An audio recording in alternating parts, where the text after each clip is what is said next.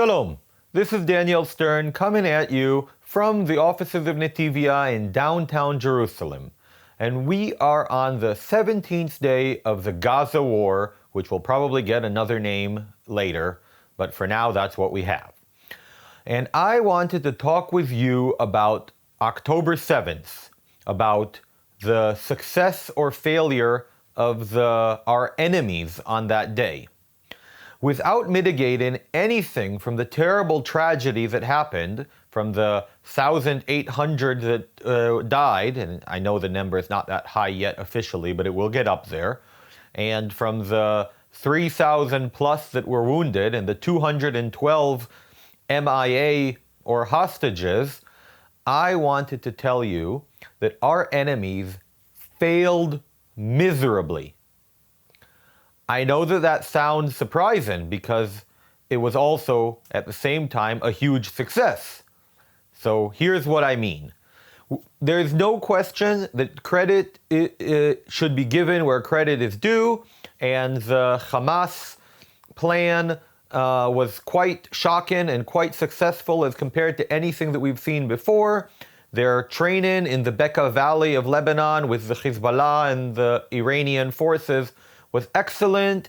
They used gear and weapons they'd never used before, a communication system that was, at the time, unknown for us. It was a terrible intelligence failure, the worst in 50 years and a day, without a doubt. But, and here's the but, they didn't expect to get as far as they did without opposition, even though the plan was much greater. Their plan was a two-pronged assault simultaneously in the north by Hezbollah and in the south by the Hamas from Gaza. And what happened, and they were planning to go considerably deeper, all the way into the areas that Israel uses for its gathering points for the reserves, thus disrupting Israel's ability to call up their reserves. Additionally, before we go on to additionally, this was supposed to be a two-pronged assault, but the Hamas did not listen and jumped the gun and went ahead before the Hezbollah was ready, and their element of surprise, the shock and awe of it, has, from a military perspective, worn off. Israel has recruited its soldiers. Israel has moved many forces to the north.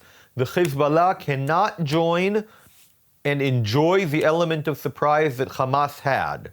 From that point of view, that day was a failure. Additionally, as I said before, they expected to find Jews that were ready to be slaughtered with like the European Jews who would say a little prayer and be butchered like the Jews in Europe in the 30s and 40s. That is not what they encountered. They encountered lions that faced them down. There's story after story of soldiers of civilians, not soldiers, of civilians who one or two of them stopped 5, 10, 15 Hamas soldiers, that one old man locked a door and held it shut, that one young lady ran through the town and set off the alarms. There are soldiers. Of course, there was a complete and utter intelligence failure. The army did not function for hours. The Air Force did not function. It was a brilliant strategic attack that will be studied in military schools and academies for decades. Credit where credit is due. But the plan of going deeper than they did and coming from both sides at once did not happen because Hamas jumped the gun and they met resistance by individuals, whether small military groups that somehow found their way together or civilians, that was able to slow them down enough.